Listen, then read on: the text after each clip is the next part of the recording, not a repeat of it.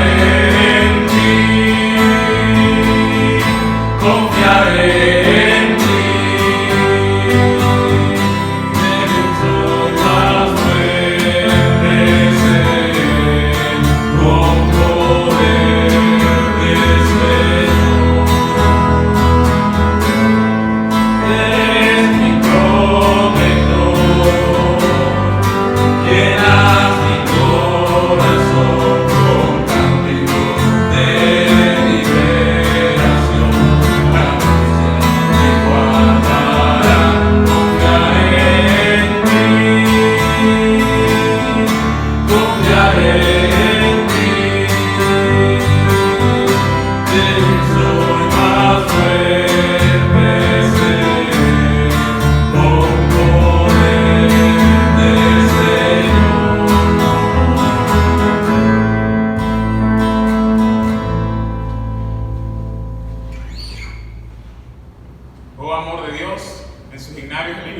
63, oh amor de Dios.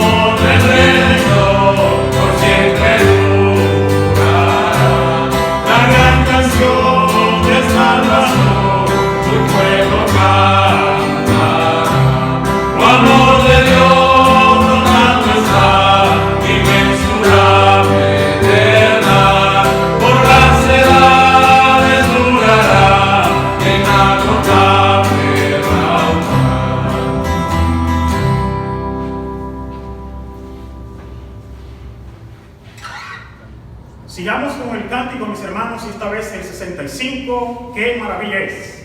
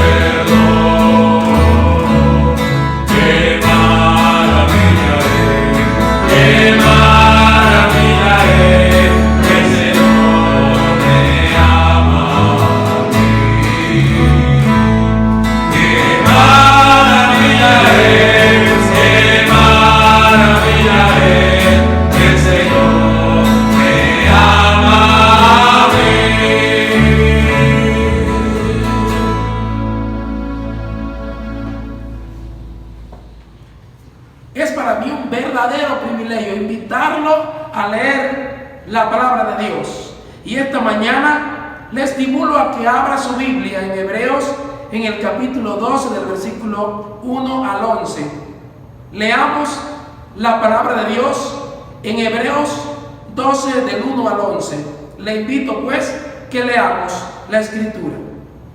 Por tanto, nosotros también, teniendo en derredor nuestro tan grande nube de testigos, despojémonos de todo peso y del pecado que nos asedia, y corramos con paciencia la carrera que tenemos por delante, puestos los ojos en Jesús, el autor y consumador de la fe, el cual por el gozo puesto delante de él sufrió la cruz, menospreciando el oprobio, y se sentó a la diestra del trono de Dios. Considerad aquel que sufrió tal contradicción de pecadores contra sí mismo, para que vuestro ánimo no se canse hasta desmayar, porque aún no habéis resistido hasta la sangre, combatiendo contra el pecado, y habéis ya olvidado la exhortación que como a hijos se os dirige, diciendo: Hijo mío, no menosprecies la disciplina del Señor, ni desmayes cuando eres reprendido por Él, porque el Señor al que ama disciplina y azota a todo el que recibe por hijo. Si soportáis la disciplina, Dios os trata como a hijos, porque ¿qué hijo es aquel a quien el Padre no disciplina? Pero si se os deja sin disciplina, de la cual todos han sido participantes, entonces sois bastardos y no hijos. Por otra parte, tuvimos a nuestros padres terrenales que nos disciplinaban y los venerábamos. ¿Por qué no obedeceremos mucho mejor al Padre de los Espíritus y viviremos?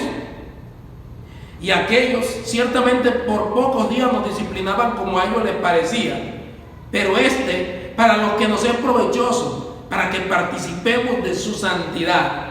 Es verdad que ninguna disciplina al presente parece ser causa de gozo, sino de tristeza, pero después da fruto apacible de justicia a los que en ellas han sido ejercitados. Damos gracias a Dios por su edificante palabra.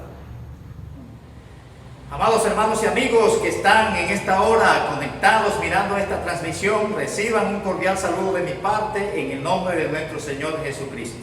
Gracias a Dios que tenemos la oportunidad de poder sentarnos a alabarle y también mirar algunos textos de su palabra y meditar en ellos.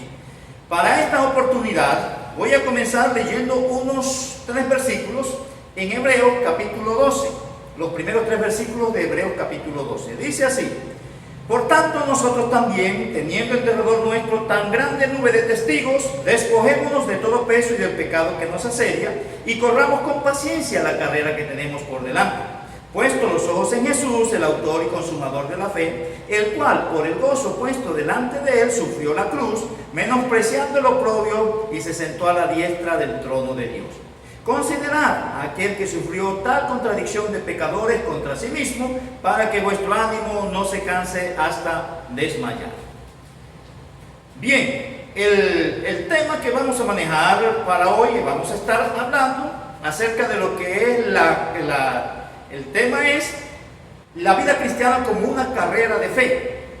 Y el título que le he puesto, y vamos a desarrollar esto en 2 partes. La primera la desarrollaremos hoy, si Dios permite, contextualizando para dar un énfasis más detallado en la próxima oportunidad a los versículos que acabo de leer. El título es Manteniendo el ánimo en la carrera de la fe. Manteniendo el ánimo en la carrera de la fe. Y lo primero que voy a hacer es contextualizar un poco lo que se presenta aquí con respecto a la vida de fe. Y como esta carta está dirigida a unos creyentes judíos, el escritor le hace da una cantidad de detalles en cuanto a las prácticas de los judíos, para mostrarle a ellos que Cristo es superior a todas aquellas cosas en las cuales ellos se basaban para acercarse a Dios o para dar cumplimiento a sus prácticas religiosas. Y estos creyentes judíos a quienes se les dirige la carta, ellos, como vienen del judaísmo, ellos tienen ahora en estos momentos unas persecuciones por causa del evangelio y por ser judíos también por otras razones, y ellos tienen tentación y están siendo estimulados a volver al judaísmo, a las prácticas que tenían antes de ser creyentes. Y entonces lo que va a hacer el autor es darle claridad de que esas cosas a las cuales ellos quieren volver, eso es algo inferior a lo que es el Señor Jesucristo, que Cristo es superior a todo eso en lo cual ellos basan su orientación religiosa o su forma de acercarse a Dios. Entonces, Desde el capítulo 1, el escritor, él hace diferencia entre lo que ellos tienen, en lo cual ellos se basan, en lo que ellos descansan. Le muestra la diferencia de que Cristo es superior. Comenzando desde el versículo 1 del capítulo 1, dice: Dios, habiendo hablado muchas veces y de muchas maneras en otro tiempo a los padres por los profetas, en estos postreros días nos ha hablado por el Hijo. Ahí se muestra que Cristo es superior a los profetas. Dios habló en otro tiempo por los profetas, pero ahora está hablando por el Hijo, es algo superior. Ahí mismo va a hablar en el capítulo 1 de que Cristo es superior a los ángeles. Dice el versículo 4: hecho tanto superior a los ángeles, cuanto heredó más excelente nombre que ellos. Entonces ellos confiaban en los ángeles y en algún momento podían adorar ángeles, porque esos fueron los intermediarios que Dios usó para comunicar la ley o la Torá al pueblo cuando fue entregada a Moisés. Y en el pensamiento de ellos, entonces, los ángeles juegan un papel muy fundamental en esa relación de cercanía y de contacto con Dios en su manera de proyectar su orientación religiosa. Estoy hablando del judaísmo. Después se presenta que Cristo es superior a Moisés, a quienes le fue entregada la ley. Y ellos llegan a pensar de Moisés, lo ven como algo muy grandioso, y aún algunos piensan que la razón por la cual Dios escondió personalmente el cuerpo de Moisés fue para que no lo encontraran y terminaran adorándolo. Eso es lo que algunos dan una teoría con respecto a eso. Y aquí se dice que Cristo es superior a Moisés y superior a la ley misma que se vino a través de Moisés. Aquí después se habla de que Cristo es superior a Aarón y a todo el sacerdocio que desciende de Aarón. Y se presenta ahí que él es sacerdote según el orden de Melquisedec, algo superior. Entonces todas esas cosas en las cuales se cimienta el judaísmo, Cristo aparece como superior. Y es lo primero que hace en los primeros capítulos el autor a los hebreos, para animar a estos creyentes a que no vuelvan o no retrocedan hacia el judaísmo o a esas prácticas que en realidad eran una sombra de lo que había de venir a través de Jesucristo. Y les va a enfatizar entonces que la vida nueva, la vida cristiana, es en relación y dependencia de Cristo por medio de la fe. Y por eso hablamos de una carrera de la fe. Entonces, en ese contexto, lo que vemos ya en el capítulo 10, aquí, y comenzamos a detallar, es una exhortación una exhortación a acercarse a Dios para vivir la carrera de la fe. Eso es lo que vemos primero. Los versículos 19 hasta el versículo 22 de Hebreos dice así. Hebreos capítulo 10, versículo 19 hasta el 22. Así que, hermanos, teniendo libertad para entrar en el lugar santísimo por la sangre de Jesucristo, por el camino nuevo y vivo que Él nos abrió a través del velo, esto es su carne, y teniendo un gran sumo sacerdote sobre la casa de Dios, acerquémonos, ahí viene la exhortación, acerquémonos con un corazón sincero, en plena certidumbre de fe. Ya no es basado en los sacrificios que se estaban dando en el templo, según la normativa de la ley, sino en plena certidumbre de fe, es el acercamiento. Purificados los corazones de mala conciencia y lavados los cuerpos con agua pura. Entonces ahí se presenta la exhortación a acercarse a Dios para vivir la carrera de la fe y no acercarse en esas prácticas religiosas que de nada sirven para mantener la relación con Dios como debe ser una relación de dependencia con Él. Lo segundo que vamos a ver aquí, lo vamos a ver en los versículos 32 al 34. y 4 de ese mismo capítulo, y aquí se habla de que los creyentes van a tener persecución, van a tener una experiencia de tribulación en la carrera de la fe. Y eso es normal para todo aquel que llega a los pies de Cristo. En su carrera de fe, de vida cristiana, él va a tener tribulación. Y esa tribulación se debe manejar por medio de la fe. Entonces, la experiencia de estos hermanos a quienes se les escribe la carta es la siguiente. En los versículos 32 al 34 del capítulo 10 de Hebreos dice: pero traed a la memoria los días pasados, en los cuales, después de haber sido iluminados, sostuvisteis gran combate de padecimientos. Por una parte, ciertamente, con vituperios y tribulaciones fuisteis hechos espectáculo, y por otra, llegasteis a ser compañeros de los que estaban en una situación semejante. Porque de los presos también os compadecisteis, y el despojo de vuestros bienes sufristeis con gozo, sabiendo que tenéis en vosotros una mejor y perdurable herencia en los cielos. Ellos padecieron una cantidad de cosas y eran conscientes de que lo que Dios tiene para los suyos es superior a lo que se ofrece aquí, y que eso les da ánimo para poder permanecer en la carrera de la fe como Dios lo ha organizado. Ya en los versículos 35 al 37, lo que vemos es una exhortación a no perder la confianza en la carrera de la fe.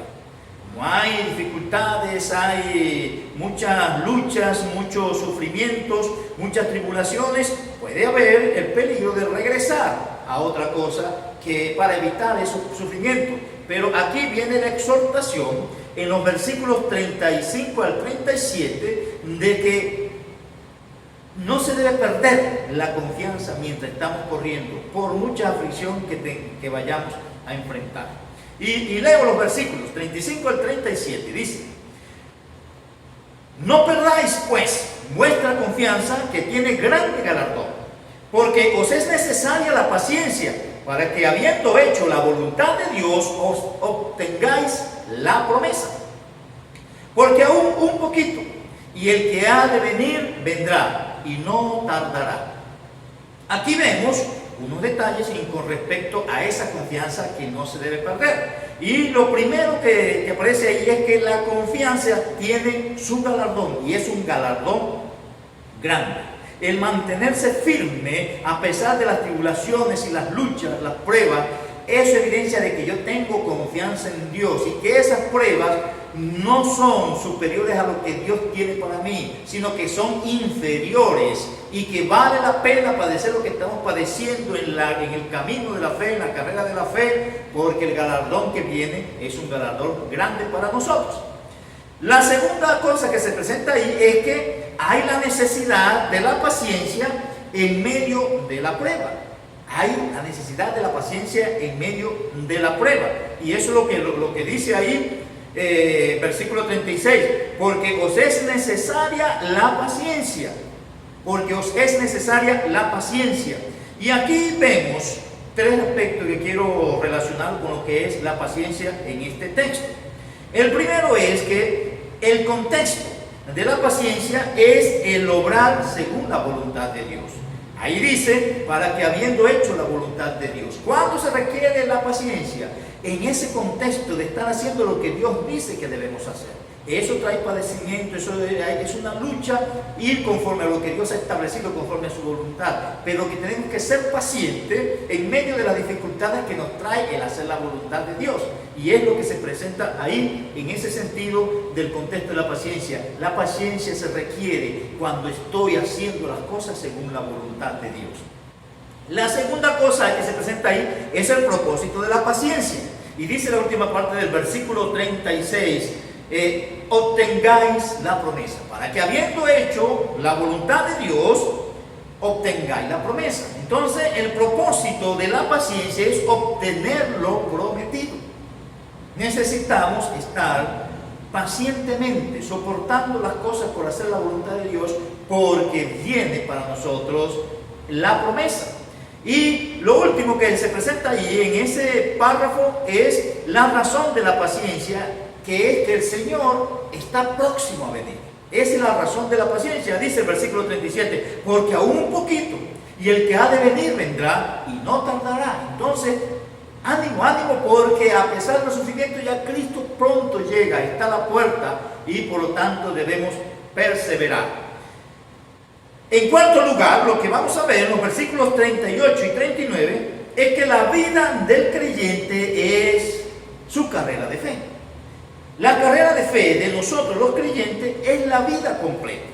Y aquí lo que vemos ya en el versículo 38 y 39 es ese aspecto. Y allí dice, mas el justo vivirá por fe, y si retrocediere no agradará a mi alma. Pero nosotros no somos de los que retroceden para perdición, sino de los que tienen fe para preservación del alma. Y aquí se presentan dos cosas. Uno, que la apostasía no le agrada al Señor. Ahí el énfasis que estamos diciendo es que la vida del creyente, su vida es la carrera de la fe. Todo creyente debe vivir por la fe. Cualquier situación de vida es para vivirla por la fe. Dios nos ha dado la fe para vivir cualquier segundo de vida haciendo las cosas como Él nos ha mandado hacerlo. Y ahí se presenta, y si retrocediere no agradará a mi alma. La apostasía es desagradable al Señor. Y la idea de eso, de retroceder, es el encogimiento ante algo que debo hacer y que tengo timidez, tengo miedo, y lo que hago más bien es retrocederme, ir hacia atrás, porque me falta el ánimo, el aliento para hacer lo que se está dando ahí. Pero por lo que eso implica, sufrimiento y otras cosas, yo me retraigo y puedo terminar apostatando. Y ahí lo que se dice es que Dios, Él aborrece, o a Él no le agrada lo que es la apostasía. La otra cosa que se presenta en el versículo 39, ahí entonces, es que los creyentes, aquí se presenta la otra cosa, es que hay una declaración de los que viven por la fe que contiene dos cosas. Hay una declaración de los que viven por fe que contienen dos cosas. La primera de ellas es que los que viven por la fe no son de los que apostatan, y es lo que dice la primera parte del versículo 39. Pero nosotros no somos de los que retroceden para perdición. Entonces, los que viven por la fe no van a retroceder, ellos no se van a encoger, ellos no se van a tener timidez y no van a tener timidez ante las situaciones difíciles con tal de hacer la voluntad de Dios. No se van a retraer, sino que van a permanecer. ¿A razón de qué? De la segunda cosa, son de los que tienen fe para preservación del alma. Eso es lo que identificamos como la declaración de los que viven por la fe.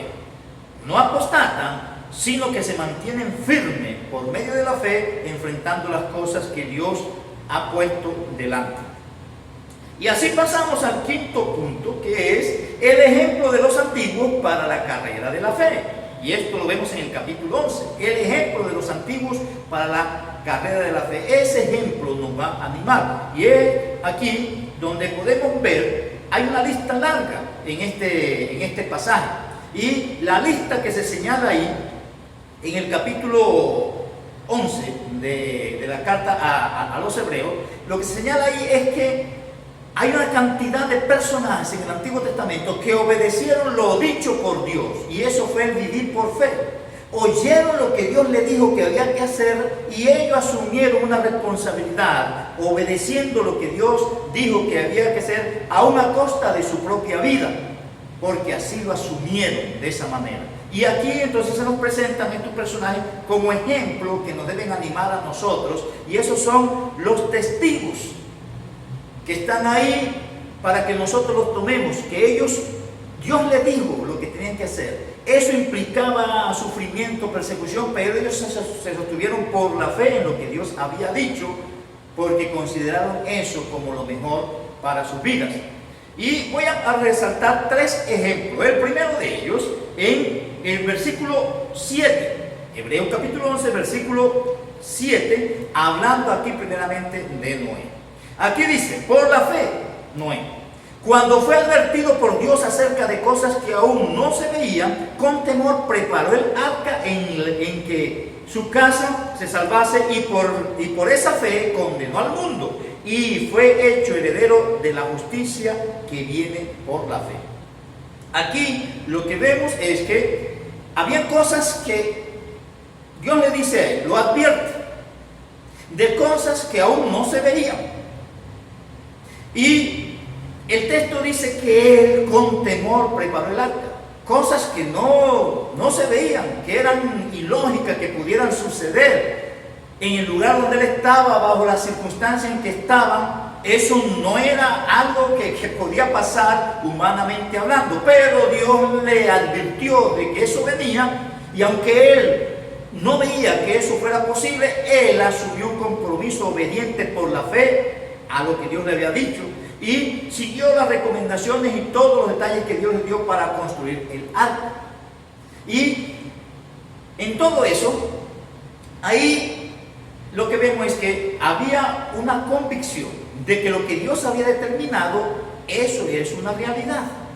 Y que aunque no haya explicación, hay cosas que a veces no se entienden, pero Dios lo está diciendo, por muy incomprensible que sea, eso es lo que se debe hacer. Porque no debe necesariamente entrar a nuestra razón, a nuestra comprensión lo que Dios ha dicho que se debe hacer, sino que por medio de la fe se hace lo que Él dice que se debe hacer, independientemente de las consecuencias que eso trae, porque Él maneja aún los detalles de las consecuencias del hacer su voluntad.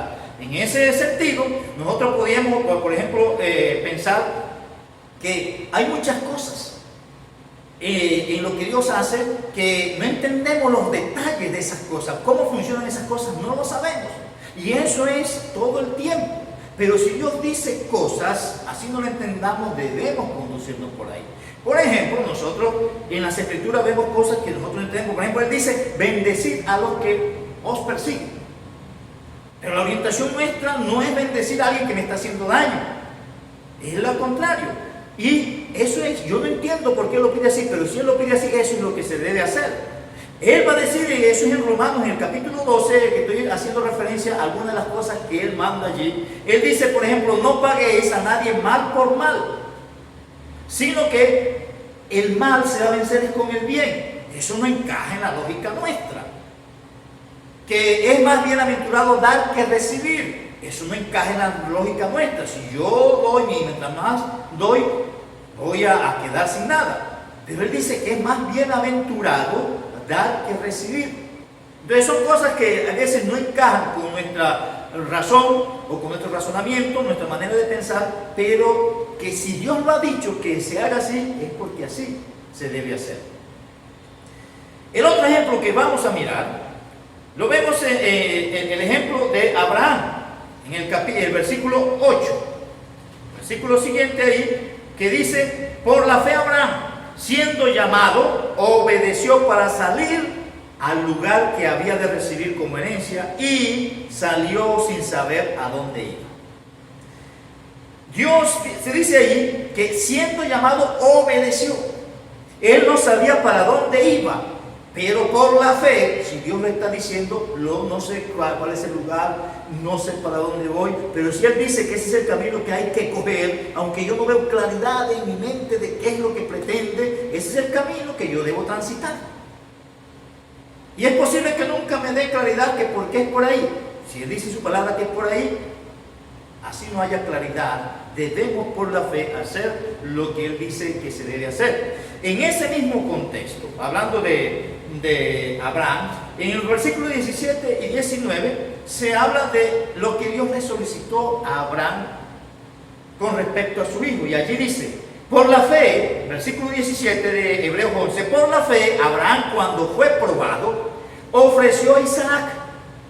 Y el que había recibido las promesas ofrecía su unigénito, habiéndose dicho, en Isaac te será llamada descendencia, pensando que Dios es poderoso para levantar aún de entre los muertos, de donde en sentido figurado también le volvió a recibir. ¿Por qué lo hizo así? Que le está pidiendo a su único hijo.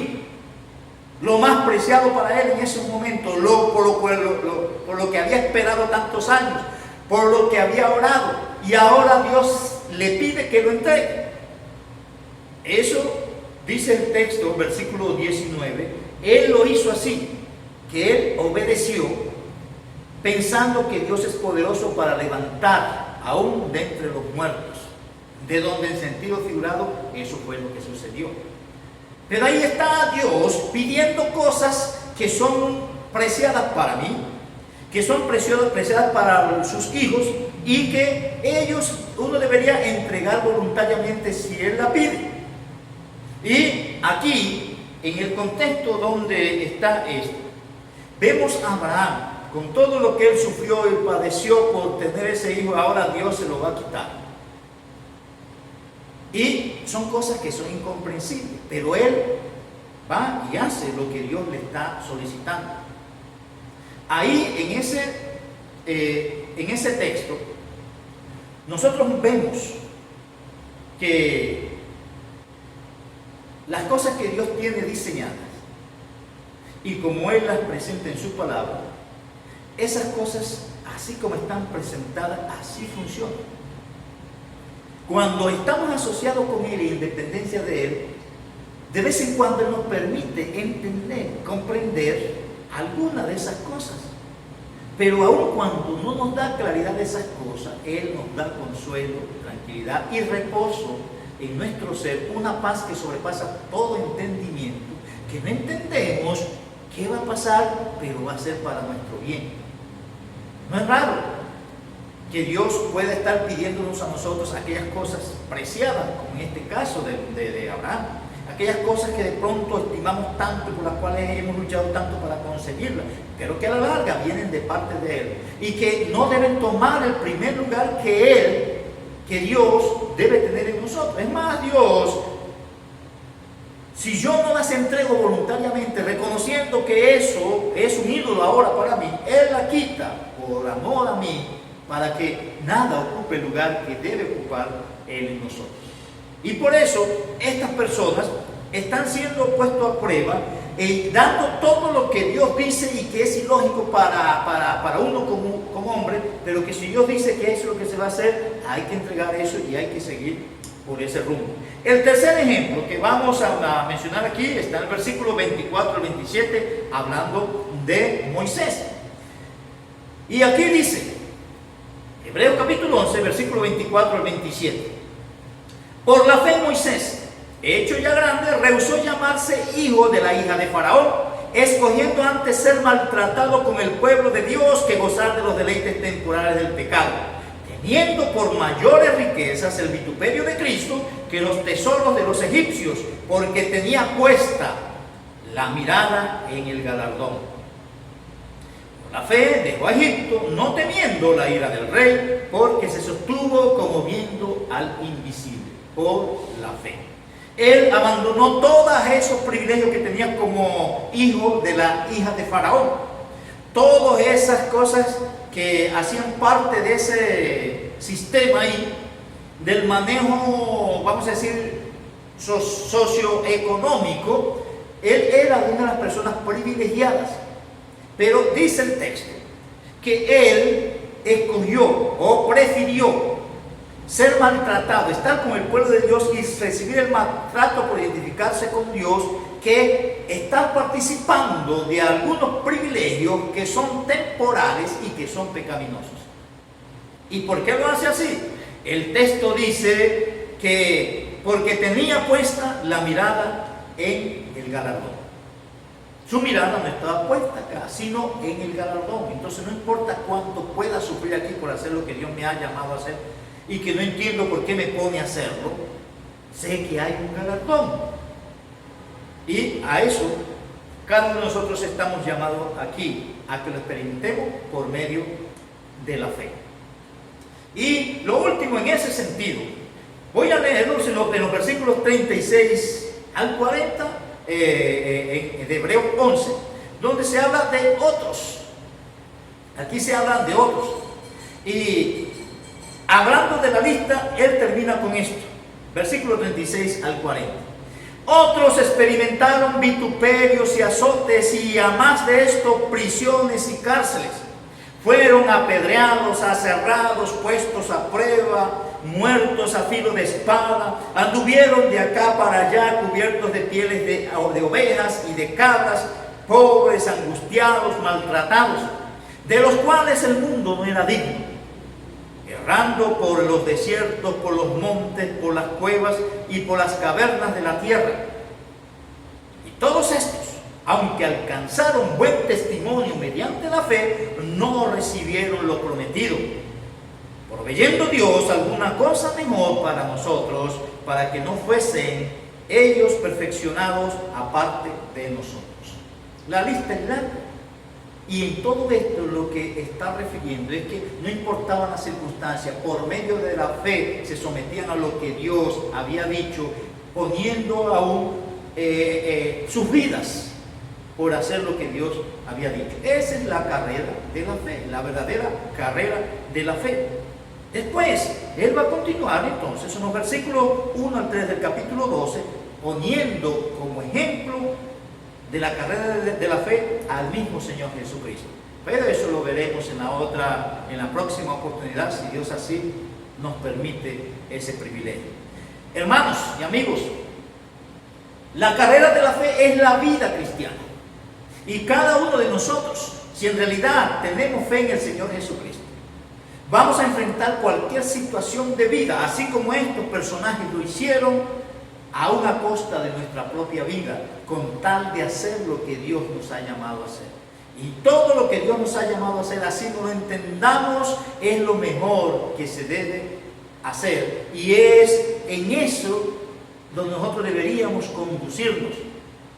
Para la próxima miraremos de qué debemos despojarnos nosotros, así como lo hicieron estas personas. ¿Qué debemos sacrificar nosotros? Así como lo hicieron estas personas, para que podamos correr la carrera como debe ser corrida y tener ánimo en tanto Él viene por nosotros.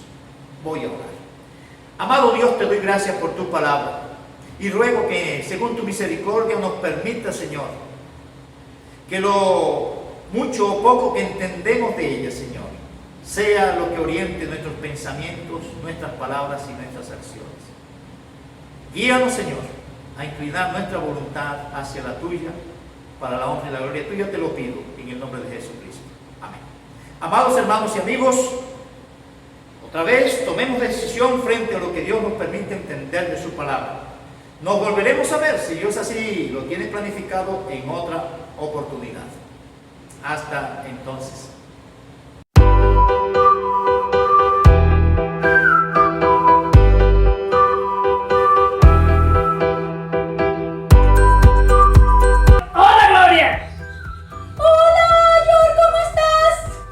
Cantar a ti, Enrique. Pues sí, estábamos cantando un himno de la venida de Cristo, muy hermoso. ¿Venida de Cristo? Sí. Ese tema, pam pam, no me gusta. ¿Por qué, George? No sé, yo quiero que Cristo se demore un poquito. Yo no quiero que venga todavía. Quiero tener mi novia, quiero casarme, quiero ir a luna de miel, quiero tener hijos. Pero George, tú no sabes lo que dice la palabra. Cosas que ojo no vio, ni oído oyó, son las que Dios ha preparado para los que le aman. Entonces, tú puedes creerte un matrimonio, una novia, lo que tú quieras, una profesión, sea comparado con estar con el Señor para siempre en el cielo. Piénsalo. Ajá. Me da vergüenza delante de Dios porque yo soy tan mundano, tan del mundo y yo sé que debo ser un soldado. Así para el Señor, valiente, esforzado, temeroso, trabajador en la obra. Así es. Y a veces soy hasta holgazán. Así es, George. Tenemos que trabajar por el Señor. Vamos hacia adelante. El Señor quiere que nosotros estemos preparados para su venida. Así es, Gloria. Quiero cantar un himno a la iglesia. ¿Tú me ayudarías? Claro, George, con muchísimo gusto. Me encanta cantarle al Señor. Vamos a practicarlo. Bueno, pues vamos. Bueno, chao. Chao. Abuelita. Hola, hija, ¿cómo estás? Te cuento algo. ¿No sabes que George y aún Enrique estaban con miedo con relación a, imagínate, a que Cristo va a arrebatar la iglesia, que Él va a venir por nosotros. ¿Y por qué ellos están miedosos? ¿Será que no están seguros? Claro, abuela, ellos estaban inseguros y tenían un poco de miedo, y yo le hablé que estamos esperando esa venida y que esta es la esperanza, es lo que nos motiva cada día como cristianos. Así es, hija. Imagínate si tenemos a Hebreos 11. Ella nos dice que es por la fe. Dice pues la fe, la certeza de lo que se espera, la convicción de lo que no se ve. Pero también dice que sin fe es imposible agradar a Dios. Totalmente, abuelita, así es. Mira, y pensamos en este texto de Hebreos, menciona varios personajes. Así A es. Abel, a Enoch, Así es. a Noé. Qué tremendo esa fe de Noé, abuela. Imagínate Noé. Él oyó a Dios, confió en Él y obedeció. De eso se trata la fe, hija. Así es. Y nos ponemos a pensar, abuelita, en esa fe de Abraham, ¿cierto? Maravilloso, cómo ese hombre esperó 25 años al nacimiento de su hijo. En pocas palabras, abuela, toda la vida del cristiano está basada en la fe. Así es, porque es imposible agradar a Dios sin fe. La fe es la certeza de lo que se espera, la convicción de lo que no se ve. Gracias al Señor, abuela, que hemos nacido en Cristo Jesús y que nos dio la fe para creer en Él, para afianzarnos, para esperar su venida, para vivir cada día de prueba, cada día de tribulación. Así es, hija. ¿Por qué no invitas esta tarde a Enrique y a Yora que vengan? Y yo les explico bien, que dejen ese miedo. El que tiene la fe está seguro, porque esa es la entrada al Evangelio, la fe en el Señor Jesucristo. Ellos debe ser que están inseguros. Debe de traerlo aquí esta tarde, invítalo y yo les preparo un heladito y comiendo el heladito les explico poco a poco de qué se trata la fe para que dejen esos miedos. Así es, abuela. ¿Te parece que cantamos un coro? Sí, claro, hija, ¿cuál? No sé, uno que habla sobre la fe. ¿Tú no recuerdas uno que es bonito? Ese que dice, la fe es la certeza de lo... La fe, la certeza de lo que yo espero. La fe a mí me convence de lo que yo espero. Por fe comprendo que mi Dios en su palabra lo ordenó y el universo se constituyó. Por fe comprendo que mi Dios en su palabra lo ordenó y el universo se constituyó. Hasta aquí me lo sé, ya esta mente se me... ¿Crees que es así? Así es, hija, yo ya casi no puedo acordarme de este. Es un coro bastante viejo, sí, pero muy bonito. Sí. Bueno, abuela, vamos, ¿te parece? Bueno, vamos, hija, ya sabes, invitas a Enrique y a yo. Ok. Bueno, hija, vamos.